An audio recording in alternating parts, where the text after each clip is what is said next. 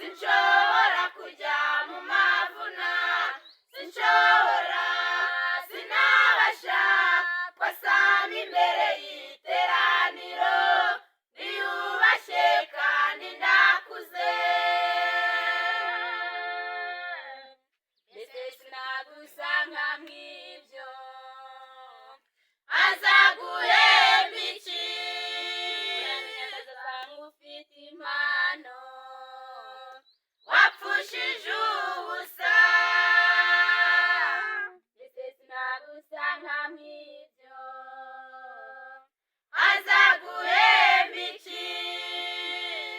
Atazasanga ufite impano wapfushije